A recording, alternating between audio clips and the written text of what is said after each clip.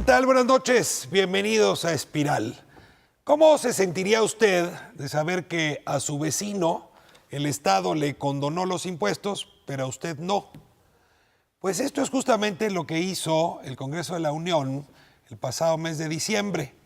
Le dijo a los estados y municipios, que también pagan impuestos, que podían hacer borrón y cuenta nueva con respecto a la retención de ISR que habían previamente hecho a sus trabajadores.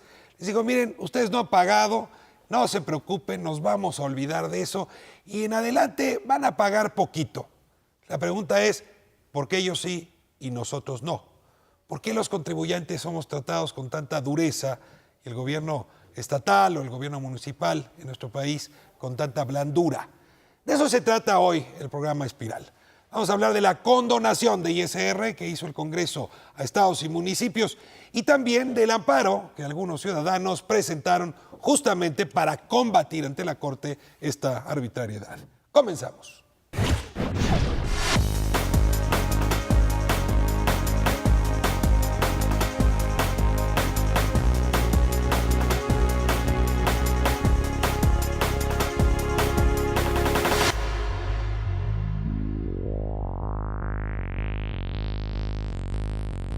Abrimos nuestra conversación de esta noche hablando sobre la condonación de impuestos que se hizo en materia de ISR a estados y municipios. Un muy buen panel, pues de un lado de especialistas y del otro lado de activistas que están intentando enfrentar al Estado justamente para que no cometa esta condonación. Y les pido, como es tradición aquí en Espiral, que sean ustedes mismos quienes se presenten. Don Luis, comenzamos con usted. ¿Qué tal, Rafael? Un gran gusto estar aquí. Mi nombre completo es Luis Pérez de Hacha, @ Luis Pérez de Hacha. Aprovechando, necesito Por más. si no se puede seguir. Necesito más seguidores. ¿Cuántos seguidores tienen? Ya voy llegando a 3,000, que soy nada en Twitter, ¿eh? Soy nada comparado. Y yo tendría miedo con alguien que tiene 3,000.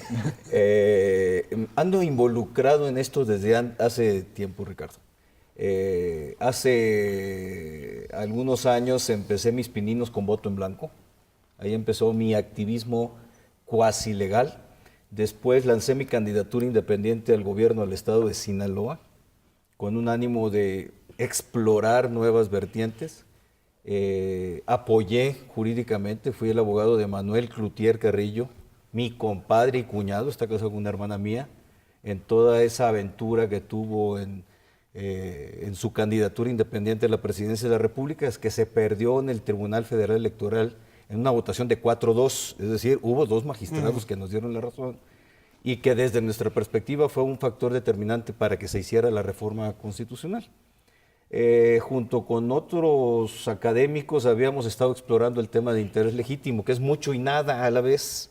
Interés legítimo para poder... Para el amparo, para el juicio de amparo, que es mucho y nada a la vez, es un concepto totalmente vago. Y en eso estábamos cuando se nos presenta don Juan Pardinas con un grupo de interesados peregrinos. ¿Legítimamente o no? Legítimamente. Con interés legítimo. Con interés legítimo, de si les apoyábamos en una aventura de este tipo. Hicimos unas reflexiones iniciales y decidimos emprenderla. Por eso estamos en un activismo legal. Es una novedad en nuestro país utilizar el litigio como estrategia de transformación política. Y en ese sentido es muy interesante ver cómo algunos abogados justamente se han lanzado esta aventura. Y vamos a ver concretamente en este sentido cómo ve las perspectivas, cómo las ven quienes firmaron ese amparo. Juan, pues ya te presentaron, ahora te pido que lo hagas tú. Ricardo Juan Pardinas, soy un contribuyente indignado, que creo que podemos vivir en un país más serio, donde haya más respeto hacia las personas que trabajamos y contribuimos a garantizar la sustentabilidad del erario público, y creo que esta es una iniciativa en aras de tener un país más serio donde se respete al contribuyente y que todos cumplamos nuestras obligaciones fiscales. ¿Indignado porque pagas, porque no pagas o porque no pagan otros? Sobre todo porque no pagan otros. Entiendo la lógica de la corresponsabilidad fiscal, los bienes públicos que son fundamentales para la vida cotidiana. Creo que los impuestos es el precio que pagamos por vivir en una sociedad civilizada. La educación pública, la seguridad, la salud, no las podríamos tener sin impuestos. Pero yo quiero creer que tanto ciudadanos como autoridades, como Se ha reiterado últimamente de que nadie está por encima de la ley, que todos tenemos que cumplir Ni los estados ni los obligaciones. municipios. O sea, la razón de la ley es esas restricciones que nos hacen libres. ¿Y por qué nos hacen libres? Pues porque compartimos derechos y obligaciones, y aquí lo que yo estoy viendo que es que lo que no es parejo es chipotudo, y veo que hay ciertos tipos de persona moral que tienen unos privilegios fiscales otorgados desde el Congreso de la Unión, y me parece algo bastante obsceno y ofensivo, y por eso me presento como contribuyente. Te lo volveré indignado. a preguntar más tarde, pero ¿tú confías que por la vía del amparo, porque si no, no hubieras promovido esto, si has sido uno de los promoventes, Soy uno de los participantes. uno de los promoventes, por la vía del amparo se podría enfrentar al Estado, no nada más para este tema, para muchos otros, en esta preocupación ciudadana? Yo tengo fe en mi país, tengo fe en las instituciones judiciales. Creo que hay cosas que funcionan muy bien en México, otras cosas que no, que podrían funcionar mucho mejor. Creo que el sistema fiscal es uno de ellos. Confío en la capacidad de liderazgo de Luis Pérez de Hacha, Que no es nuestro utopía lo abogado. tuyo, está fundado. No, yo creo que hay argumentos para que un juez revise el caso, tiene méritos para una controversia, es justamente lo que estamos presentando. Déjame invitar al auditorio que sea un poco el juez de esta sesión para escuchar qué tal se ven los argumentos y qué tanto podrán prosperar. Me da mucho gusto tenerte aquí, Juan. Hanna Palacios, Hola. me encanta tenerte de nuevo aquí en Espiral. Muchas gracias, Ricardo. Mi nombre es Hanna Palacios y soy una de las 19 firmantes. Aquí están otros de los 2 firmantes. Dedico parte de mi vida laboral, una parte importante de mi vida laboral, a estudiar temas de transparencia y rendición de cuentas. Y bueno, pues sabemos que pronto vendrá una reforma fiscal. Yo soy de las primeras que promueve que es necesaria una reforma fiscal. Lo que también me parece es que si nos van a pedir que paguemos más, lo primero es decirle a los gobiernos estatales y municipales que al menos paguen lo que les corresponde. ¿No? ¿Quieren que los paguemos más? Perfecto, pero que al menos ellos paguen lo que les Pero corresponde. en este caso no es lo que les corresponde, es que se embolsaron lo que tenían que haber pagado. Bueno, exacto. ¿No? Es una cosa peor, ¿no? Retuvieron un dinero y lo tendrían que haber entregado a la Tesorería de la Federación. Fue y no lo borrón y hicieron. borrón nuevo. Y borrón. En fin, ahora entraremos en detalle. Y te agradezco mucho que traigas el tema de transparencia, porque en efecto uno tiene confianza como contribuyente cuando sabe muy bien cuál es el origen y el destino de los recursos. Cuando sabe que el único origen es uno y no sabe muy bien cómo están pagando los demás, no hay manera de tenerle confianza al sistema fiscal. Gabriela Ríos, me da mucho gusto tenerla aquí. Igualmente, para mí es un placer estar en esta mesa de discusión. Yo soy investigadora de tiempo completo de la UNAM, soy coordinadora de Derecho Tributario en el Instituto, y el interés por estar en esa mesa es tanto personal como profesional, personal como contribuyente, y un contribuyente cumplido, y profesional porque hace más de 2 años empezamos a escribir un tema que fue poco debatido antes sobre el secreto fiscal y sobre el nivel de acceso que tienen los contribuyentes a su propia información que detenta el SAT. Incluso tuvimos que acudir a una investigación empírica, tuvimos que acudir a informantes calificados, entre ellos estaba Luis Manuel Pérez de Hacha, porque encontramos muy poca bibliografía al respecto. Y al final del día, bueno, pues está este libro, que también es la segunda edición que tenemos. Transparencia, acceso a la información tributaria y el secreto fiscal, así en grandote y en azul, por cierto. Lo pongo aquí. Muy buen libro, ¿eh? Muy buen texto. Muy buen texto. Y es un texto que fue la segunda edición, ese es por parte de Perú, nos los publicaron, la primera edición fue por el IFAI, y el interés se acrecentó cuando por primera vez en el IFAI se solicita al SAT los nombres y apellidos de las personas a las que les cancelaron créditos fiscales por alrededor de 74,000 millones de pesos, que viene siendo como la tercera parte, bueno, 3 veces el presupuesto de la UNAM, ¿no? Entonces aquí había un interés público por conocer cuáles son a quienes se les cancelaron los créditos fiscales. Hubo un debate muy fuerte, polarizaron a las propias instituciones entre el IFAI y el SAT. Y cuando me hacen la invitación a participar contigo en este evento, me pareció muy interesante porque también participamos nosotras indirectamente en otro amparo estratégico que llevó a cabo Fundar y que llegó el año pasado en el Pleno de la Corte para discutir sobre todo la apertura del secreto fiscal y la inconstitucionalidad del secreto Sí, que era fiscal. sagrado, ¿no? El secreto fiscal en México, y cada vez se le va cayendo esa muralla de protección. Tengo que aclarar que en la otra autora del libro es Isa Luna Pla, que ha Exactamente. estado aquí también. Bueno, arrancamos con la primera pregunta y les pido que me expliquen lo más despacito posible para poder entender. ¿Cómo es esto de que se le puede condonar a estados y municipios el impuesto que ellos ya habían cobrado? Porque entiendo que ellos le habían cobrado a sus trabajadores. Entonces, como cualquiera que ha cobrado sabe que el empleador le retiene, y luego pues eso que se retiene se tiene que entregar al fisco. ¿Cómo sucede? Porque no es nuevo, y a este borrón nuevo y borrón nuevo de nuevo, no es una cosa novedosa, para decirlo claramente, ya ha venido ocurriendo. Esta tradición de condonar, ¿qué lo protege? ¿Qué estructura legal, qué norma o qué inmunidad política ha permitido estas condonaciones previamente? A ver, si me das margen de establecer dos de las condiciones que están aquí involucradas. Tú ya más o menos lo mencionaste, Ricardo. Uno, estamos hablando de una condonación del impuesto sobre la renta que fue retenido por los estados y municipios como patrón. Es decir, los empleados ya lo pagaron. Los empleados ya lo pagaron. Y lo generaron. Lo general. Es decir, al igual que todos los patrones de la IP, de gobiernos, de universidades públicas, de ONGs, de instituciones de asistencia privada, de Canal 11, de lo que sea. Trabajadores independientes. Trabajadores independientes les pagan un sueldo, un salario, y el patrón les retiene una cantidad especificada en la ley del impuesto sobre la Que renta. ronda más o menos el 20% del salario.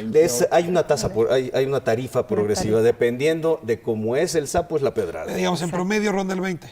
Pues hay de- Esta es parte, bueno, esa es parte, O sea, no supongo que sabemos. lo vamos a entrar al análisis, es parte de la dificultad de los cálculos de esta cosa que no están pagando, porque como esta tasa depende de la posición laboral que tengas, no sabemos exactamente calcular cuánto los gobiernos estatales y municipales han retenido de sus trabajadores y no enterado a la tesorería de la Federación. 30% para abajo. Muy bien. O sea, de 30% para abajo, entre más es menor el salario, les retienen menos, 20%, 10%, etc. Pero el trabajador, pongamos el ejemplo, tu 20%, le pagan 100 pesos en nómina, le retienen 20, el trabajador se queda con 80 reales en su bolsa y el patrón, Estado y municipio, se queda con 20. Esos 20 tiene que reportarlos y pagarlos al SAT el día 17 del mes siguiente, como todos los patrones de México. Ahí no hay excepción alguna. ¿Qué ha venido pasando? Y me cambio de escenario. Que los estados y municipios nunca lo pagaron. O le Llegó el pagaban día 2 pesos, o 17. le pagaban 5 pesos, pero nunca le pagaban los 20 pesos. Pero cuando dices nunca desde que se inventó el Se ISR enteraron. en 1930 y tantos. No, lo que pasa es que aquí lo que explica Luis Manuel es una obligación por ley que el retenedor tiene que retener retener el dinero de sus trabajadores y enterarlos ante el SAT. Y aquí se hicieron, yo supongo, una simulación, ¿no?, de retención, pero no enteraron. Esto, por ejemplo, pasó en la época de la crisis de Se lo 1995. embolsaron. Sí, pasó porque Se financiaron con eso. exactamente se financiaron. Pero venimos a una pregunta. ¿Desde cuándo viene pasando? Porque dices nunca, quiere decir que ha sido tradición no Creo que enterar. Luis tiene que explicar lo del decreto del 2008 que Sí. perdona deudas de 2005. O sea, que 2005, 2006, que sabemos. A ver, déjame, me voy a ese 2005, terreno. 2006 Con hasta evidencia llevamos 2012. 8 años con esto. O sea, Felipe Calderón, en el año 2008, Diciembre de 2008. saca un decreto donde les dicen, está bien, les perdono todo lo que no han enterado a la federación. Correcto. Antes de eso, ¿ya había ocurrido que no enteraran? Correcto, por eso les perdonaron. Él les perdonó en ese decreto Y ya 2005. hay antecedentes antes de lo de Calderón. No. No sabemos. es- De perdón, no, nunca. Nunca había habido Nunca un había, perdón. nunca había habido perdón. Ahora, ¿cómo? Ahora, que estaba la situación irregular, sí, porque tuvieron que darles el perdón. Vamos a centrarnos en 2008. ¿Qué presiones recibe el presidente de la República, el secretario de Hacienda, los congresistas, para decir, está bien, ahí muere, les perdono lo que no hayan pagado entre 2005 y 2008? Sí, ¿Qué sí, ocurrió Si me políticamente? permites el refraseo, ¿qué ocurrió políticamente? ¿Qué presiones recibió el presidente Calderón para violar la Constitución a favor de estados y municipios? La mejor hecha la pregunta así. Sí, muy buena. ¿Qué fuerza entonces de quienes presionaron? ¿O qué debilidad de quienes fueron sujetos de las presiones? O sea, los gobernadores y sus diputados se metieron a hacer esta presión. Pues es que Bueno, Mira, lo que existía en ese momento, desconozco si había presiones o no, la situación. Pasó a obscuras por la opinión pública. Lo que sí recuerdo yo es que la descomposición tributaria en estados y municipios, en toda la cuenta de sus pasivos, estaba desfigurada. Hanna. Lo que la Auditoría Superior de la Federación, que lo vio antes que nosotros, que lo vio en 2010, cuenta en su informe de la cuenta pública de 2010 que estábamos muy lejos de un antecedente estadístico sólido de la situación en ese momento por la cual se tuvo que haber tomado. En otras palabras, no había diagnóstico. Nunca hubo diagnóstico. O sea, no se sabía de qué tamaño era el Eso no boquete. dicho por nosotros, sino por la Auditoría Superior de la Federación en el informe de la cuenta pública de 2010. Y ahí también dice que este rescate o política o decreto, como le quieran llamar, nunca planteó ninguna meta, ningún objetivo, nada por lo cual se hiciera. O sea, ni hay antecedente estadístico por el cual valía la pena rescatar estados y municipios, ni se les pidió, ni se les exigió nada a cambio, ni se plantearon ningún objetivo ni ninguna meta para llevarlo a cabo. Ahora, quizá mis nociones de derecho fiscal son muy pálidas, pero si no recuerdo mal, para tomar una decisión fiscal de este tamaño, tenemos al Poder Legislativo. es que mira, El Poder Ejecutivo no podría tomar una decisión de condonar estos montos, digamos, unilateralmente. ¿Por qué lo hizo el Ejecutivo sin hacerle caso al Legislativo? Déjenme irme a corte y regresando me dan esta respuesta. Quédese con nosotros, Ya no volvemos. Nos dejas picados aquí. ¿sabes?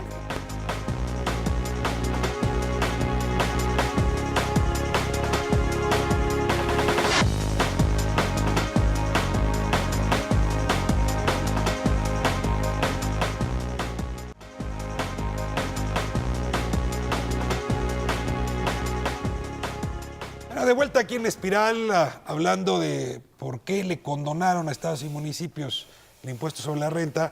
Y ojalá y también me ayude a entender por qué a ellos sí y a nosotros no. Porque yo nunca he oído una cosa así de condonación similar para particulares. A lo mejor las hay, pero no estamos igual de enterados. Pero a ver, antes de irnos a corte, les preguntaba algo distinto. ¿Por qué Felipe Calderón se echa el tiro, él, desde un decreto del Ejecutivo, hacer esta condonación en 2008, cuando intuyo no tendría facultades, porque es facultad del Legislativo? Y ahí te interrumpí, Gabriela, y luego también estaba Luis.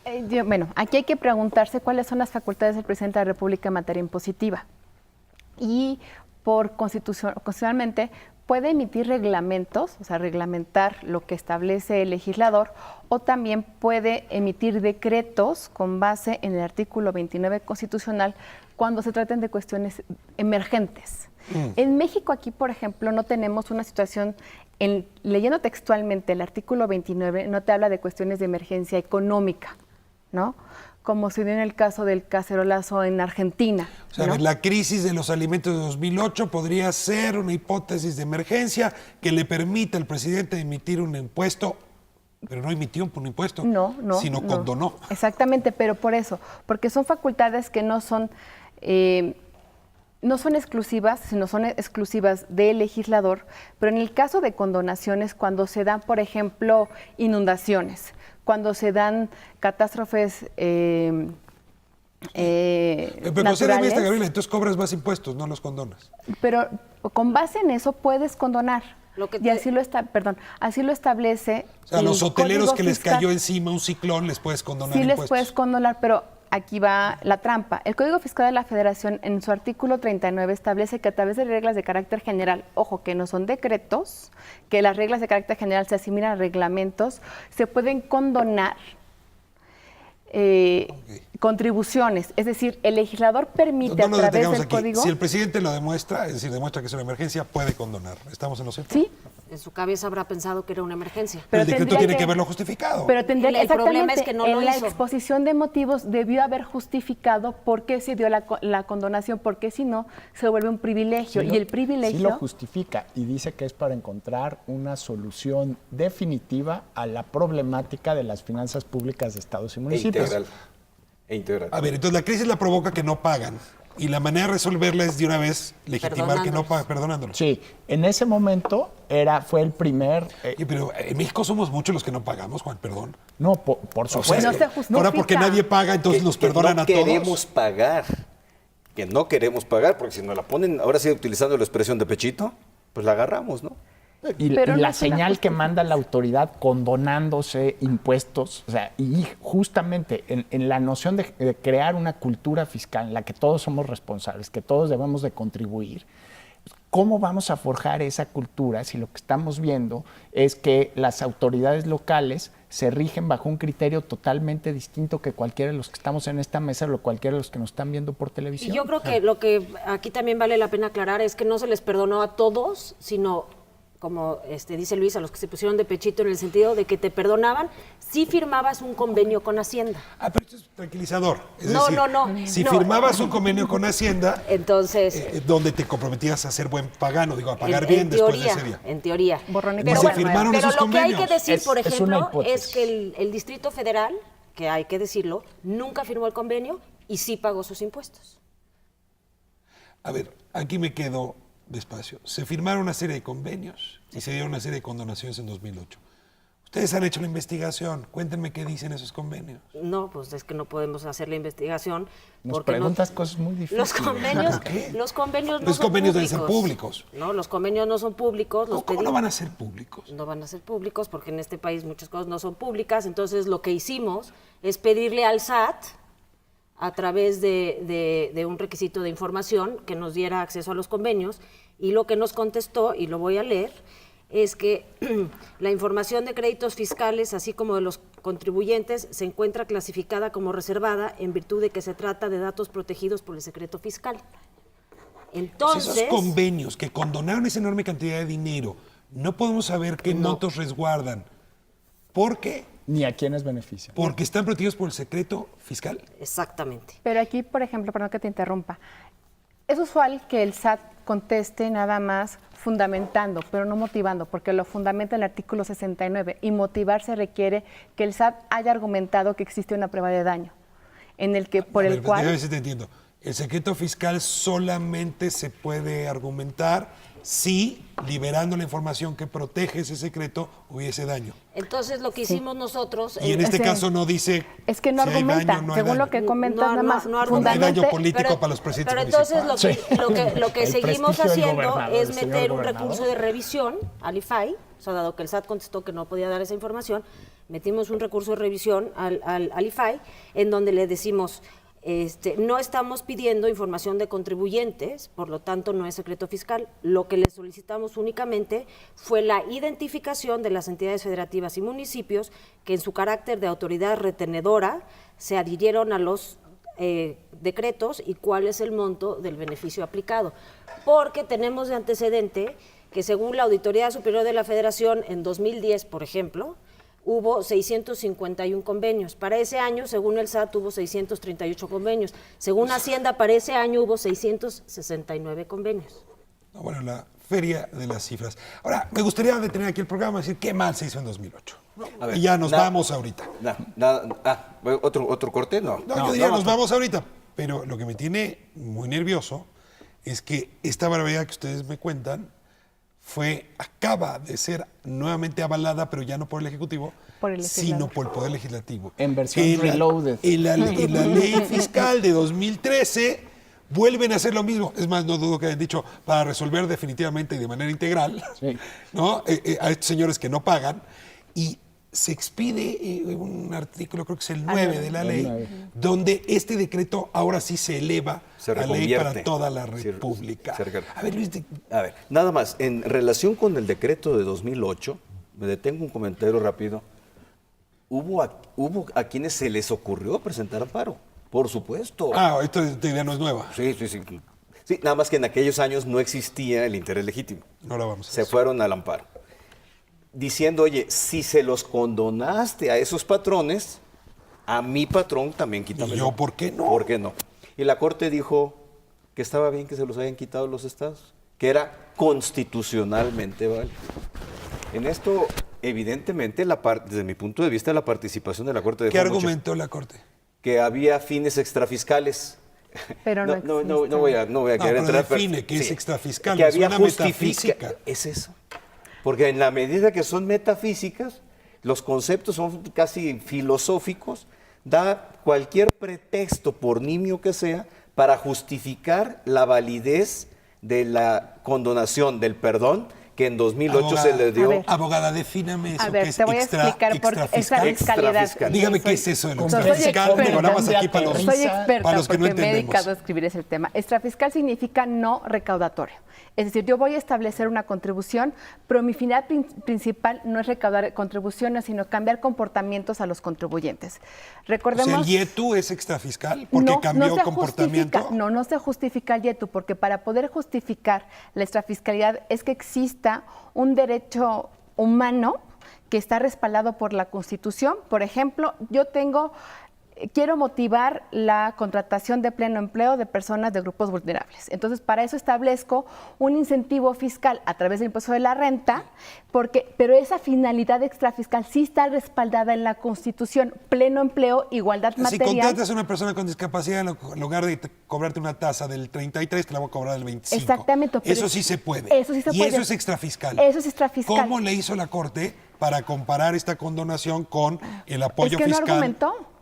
El tema es que no hubo argumentación. O sea, tienes que haber un buen juicio de Oye, pero yo razonabilidad. tengo buena impresión de la Corte. ¿Qué A ver, pasó? sí, mira, pero el decreto se lo sacaron de la manga y la Corte se sacó la jurisprudencia de la manga. ¿Y qué hizo el legislador en diciembre del año pasado? Renovó la condonación. Bueno, ahora El perdón. explíquenme por lo que más quieran el debate en la Cámara de Diputados, porque a mí la verdad es que yo no me enteré del tema hasta que ustedes pusieron el amparo. El que se enteró fue Se Juan. me pasó de noche. Que fue el que nos echó a andar ¿Cuál a fue el todos? debate? Digo, hay muchos diputados, 500, algunos se pudo haber dado cuenta. No, sí, y hubo gente, por ejemplo, el senador Mario Delgado del Distrito Federal se abstuvo de participar. Actualmente ya hay varios senadores panistas, Laura Rojas, por ejemplo, que ya se disculpó de haberlo votado. Otro senador dijo que no la leyó bien. No, bueno. No, pero, perdón, Juan, a la ley de ingresos también la vota. La el votan, Senado. sí. El presupuesto lo vota nada más la Cámara de Diputados, pero los impuestos que van a garantizar el funcionamiento del Estado mexicano lo votan las dos cámaras. Entonces, Mario Delgado dice, yo esto no lo avalo, tampoco voto en contra. Sí, escribió un artículo en Excelsior hace un mes al respecto y sí dijo esto está mal de principio, ¿no? Entonces hubo un nivel de controversia, pero muy bajo para ¿Tú lo cómo que lo se cachaste estaba. el tema? Yo lo caché por una nota en el periódico Reforma el 13 de diciembre del año pasado. Y de ahí, o sea, me brincó, porque estamos hablando desde la perspectiva de los patrones, ¿no? Que son los gobiernos estatales y municipales como patrones y la iniciativa privada como patrón. Pero también trabajadores por honorarios, por ejemplo, que también tienen que enterar el impuesto sobre la renta. En algunos casos, por ejemplo, yo trabajo en el periódico, pues lo que gano, esa parte que donde no soy asalariado, pues tengo que enterar mi ISR. Y lo que aquí no es nada más entre patrón y patrón. En el país hay millones de personas que trabajan como profesionistas independientes y que tienen que enterar su ISR. Y lo que hizo el Congreso fue darle un trato discriminatorio a gobiernos estatales y municipales. Si esto no te ha ofendido todavía, ahí te van dos perlitas más. Primera, no sabemos el monto. Como hablaba Hanna hace tiempo. ¿Cuánto se condonó? No sé. Sabemos. No, porque, uno, no hay transparencia sobre las nóminas municipales y estatales. No sabemos cuánto ganan. No sabemos cuál es la tasa. No sabemos qué porcentaje del ingreso de los funcionarios públicos locales es su salario.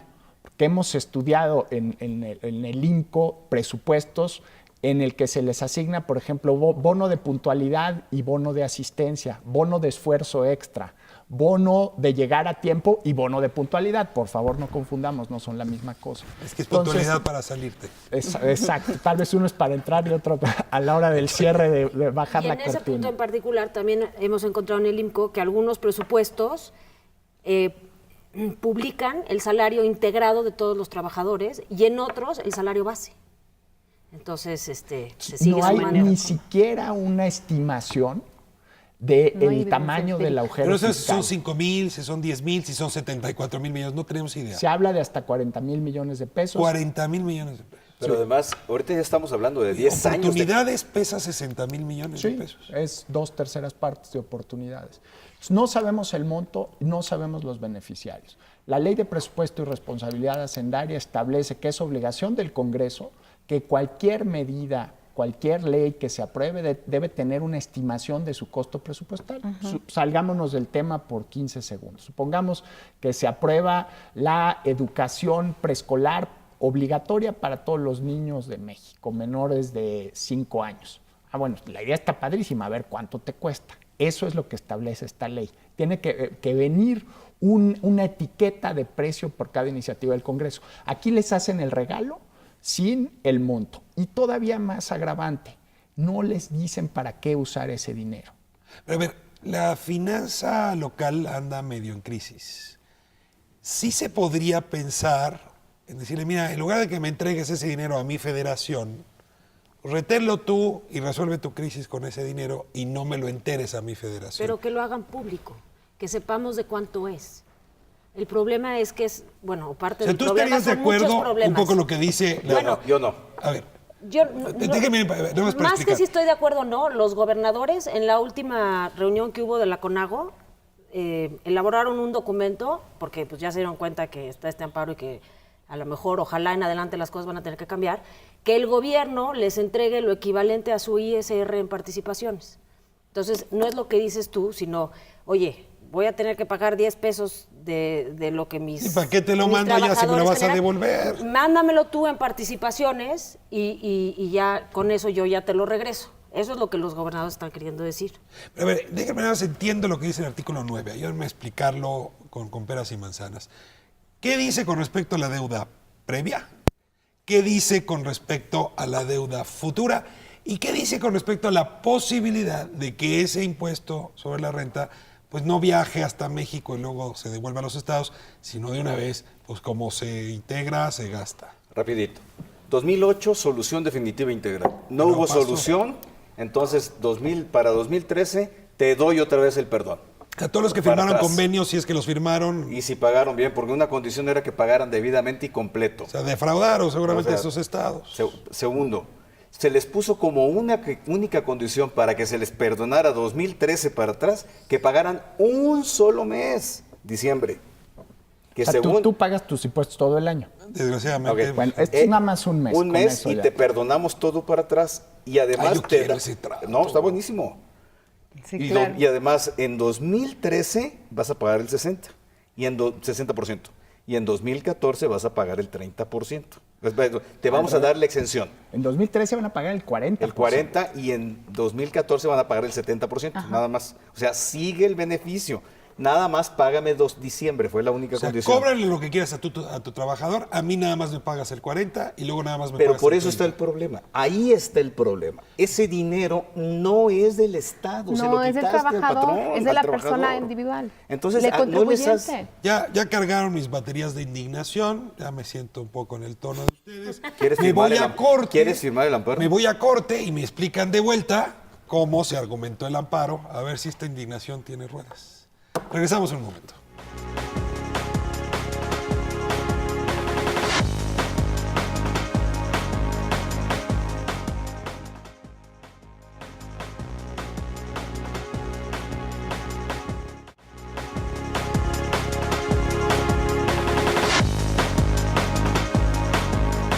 Es lo más famoso. No, pero con Estamos especies. de vuelta en Espiral hablando de esta condonación que hizo pues ahora el Congreso de la Unión a los estados y municipios para que no pagaran ISR, y no solamente es hacia atrás, por lo que estoy entendiendo, también hacia adelante. Para adelante.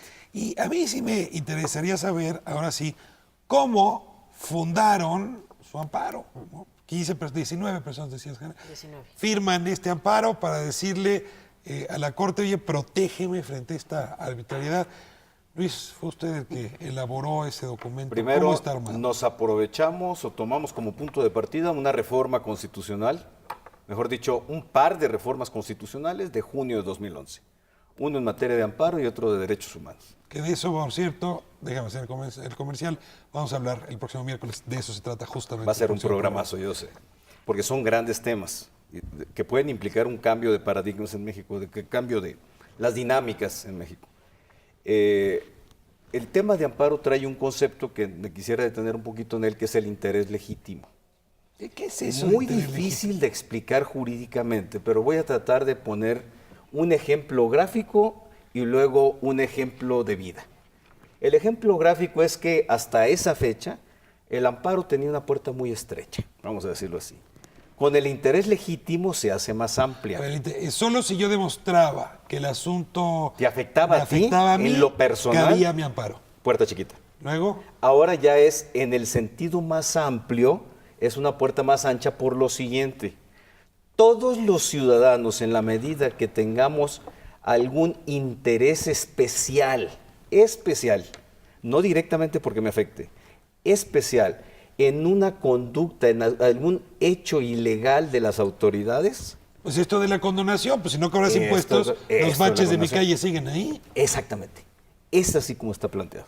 Lo pusiste mejor que si yo hubiera dado el ejemplo. Y los baches de tu calle van a seguir ahí porque el dinero que se debió utilizar para taparlos es el dinero que Que se le están perdonó. regalando a los gobernadores y a los Para presidentes tapar otro tipo de municipales. baches. Otro Exacto. tipo de baches. O bien Sus te baches. van a Sus subir baches. el IVA, o van a establecer el IVA, o lo van a subir o te van a subir impuestos en septiembre, octubre, porque traen el boquete de este lado, lo que no le pagaron los estados y municipios, a como la quieras ver. Y así es como presentamos el amparo.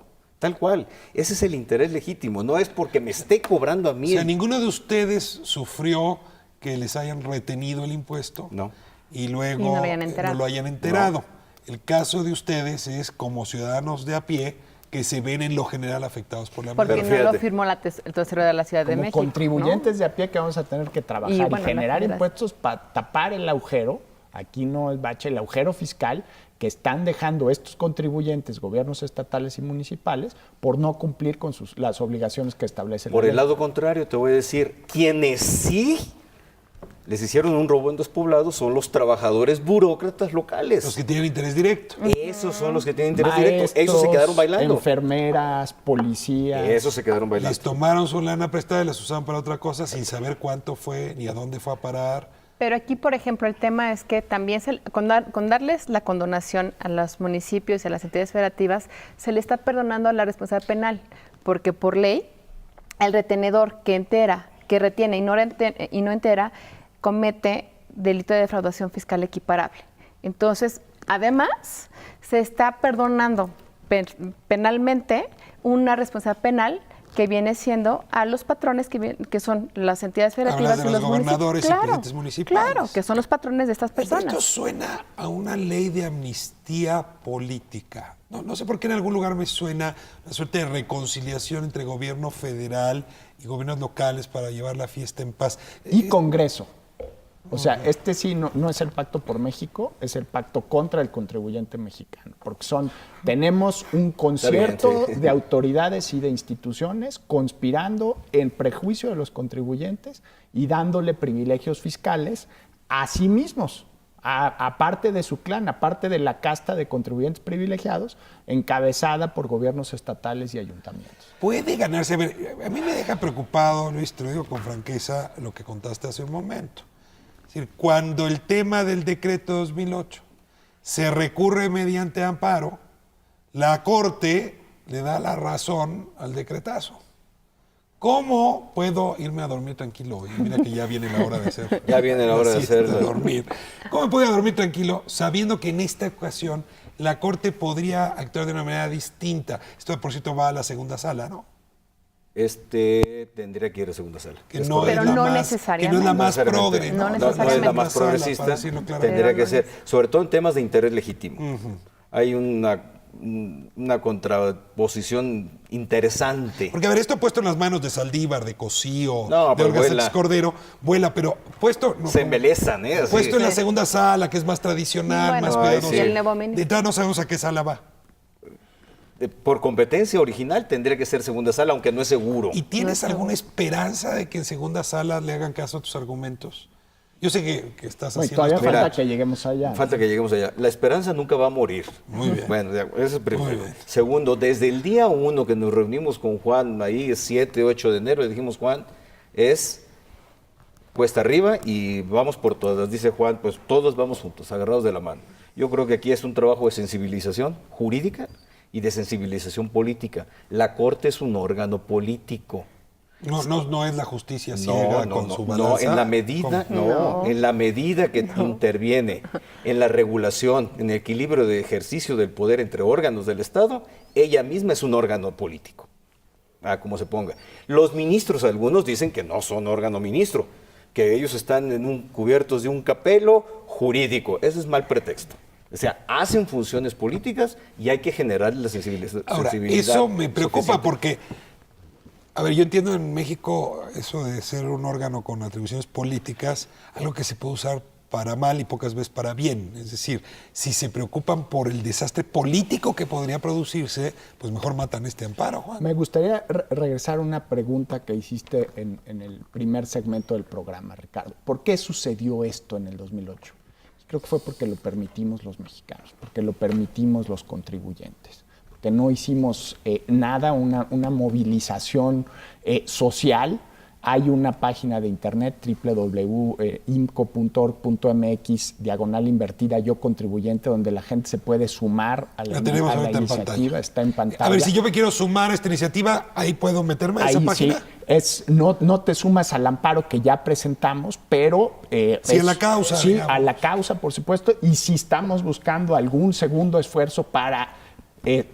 frenar esta arbitrariedad, pues a través de esta página y de la gente que se está inscribiendo, pues podemos crear una masa crítica de apoyo social para decir, oye, yo quiero un país en el que todos cumplamos con nuestras obligaciones fiscales, y empezando por la autoridad, que está mandando una señal perversa y corrosiva al tejido social de lo que debe ser nuestras obligaciones a cumplir la ley. Ana deslizó hace un momento un argumento que me gustaría que retomaras.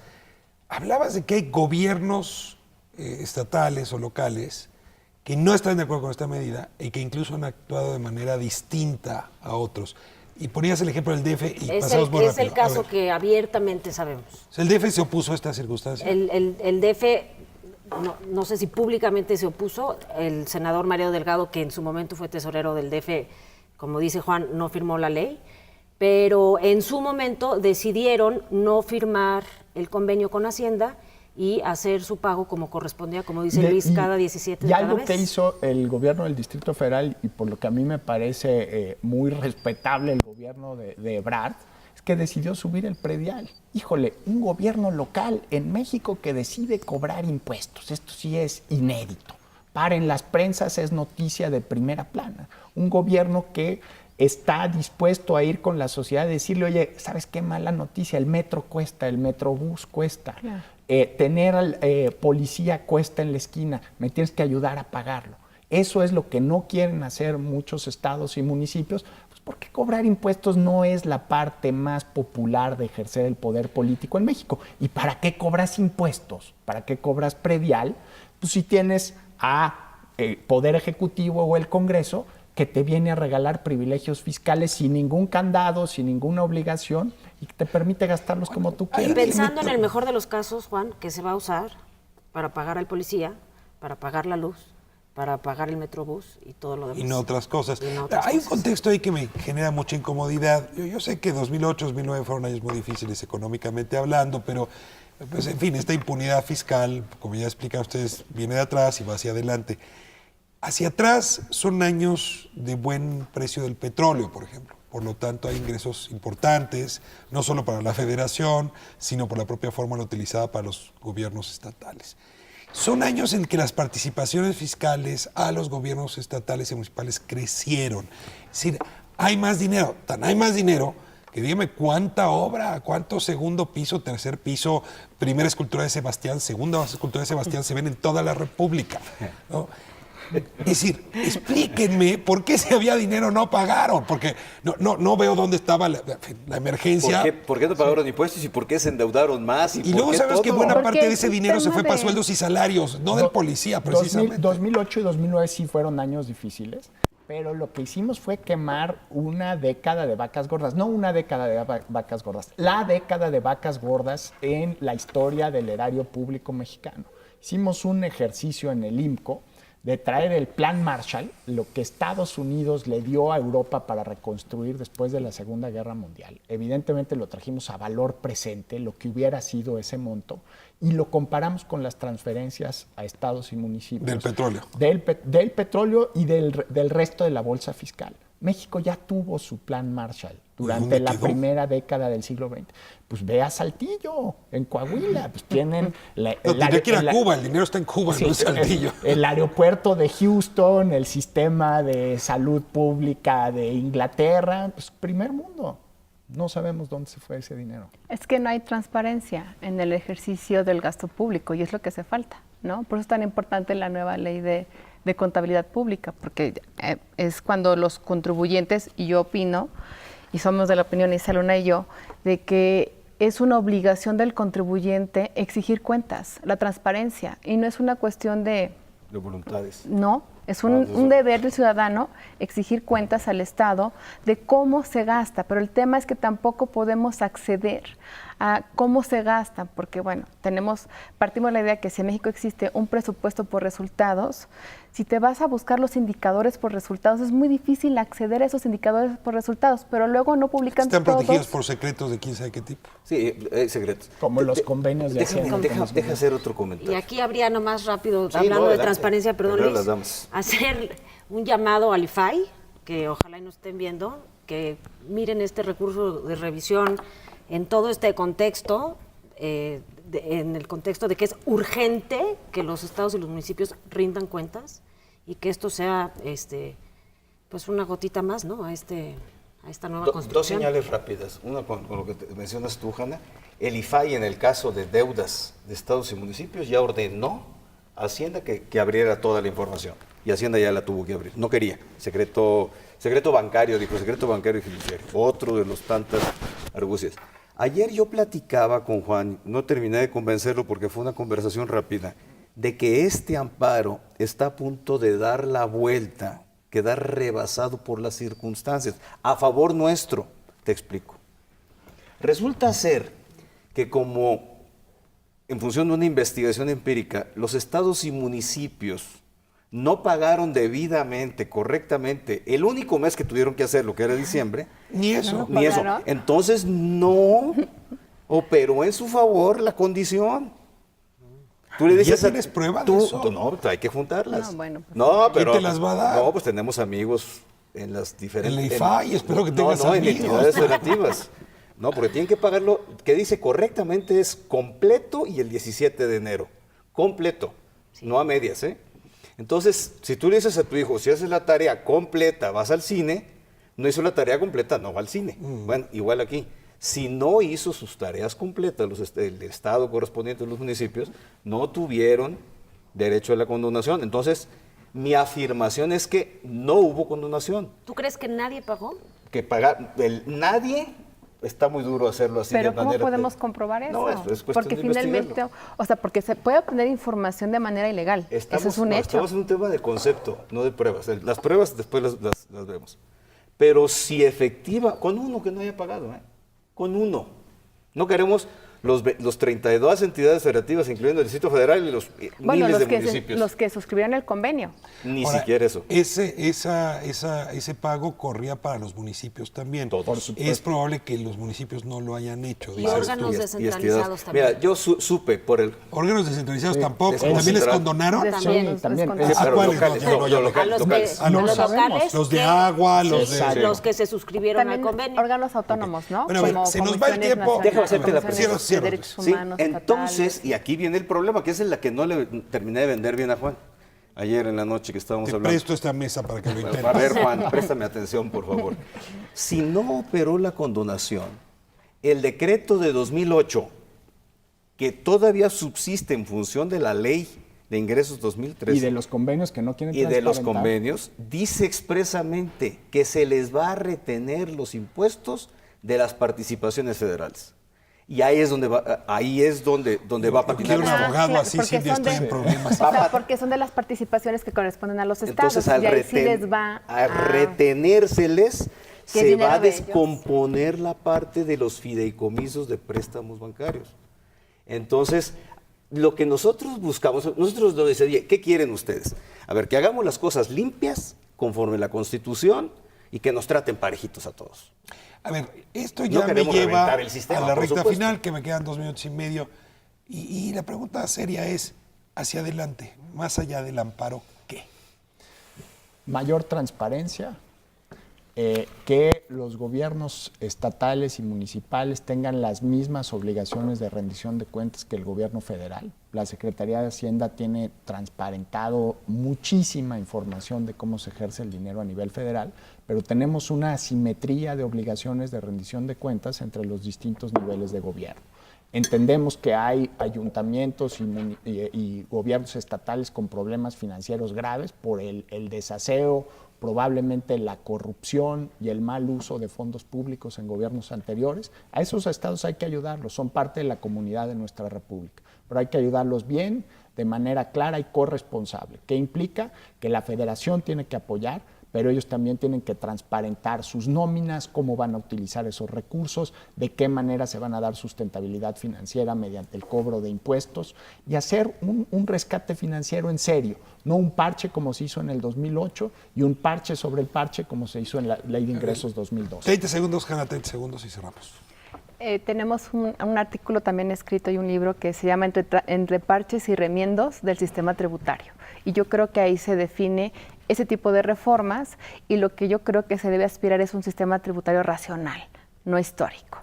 Y esto se va a adquirir a través de, en efecto, el valor agregado de la transparencia y que las entidades federativas, órganos descentralizados, desconcentrados, municipios, se hagan responsables y que tengan mayor facultad, o sea, que realmente cobren lo que tienen que cobrar.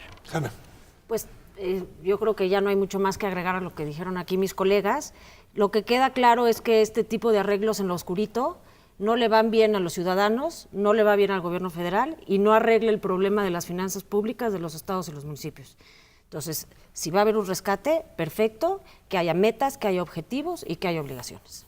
¿Y si no, que no nos cobren impuestos? No, pues no. Sí, nosotros sí queremos pagar impuestos. Son necesarios y entendemos que para que el gobierno funcione todos tenemos que aportar. Viene una Todos. reforma fiscal, la mencionan ustedes, para que esa reforma fiscal se produzca en un contexto de plena legitimidad. Sí valdría la pena que estos eventos no se vuelvan a repetir, porque generan un contexto nuevamente de mucha desconfianza para poder aceptar una reforma donde de pronto el IVA en la frontera crezca del 10 al 15 o al 16 o nos vayamos a tasas del 17. En fin, este es un contexto que no abona. No saben cómo les agradezco que hayan traído este tema, Espiral, que lo han hecho con esta elocuencia y que hayan encendido una mirada, una vela para que los ciudadanos de a pie estemos al pendiente de este tema tan delicado como contribuyentes. Muchas gracias. Nos vemos próximo miércoles, 10 de la noche, 11 TV México. Gracias por habernos permitido entrar a sus hogares.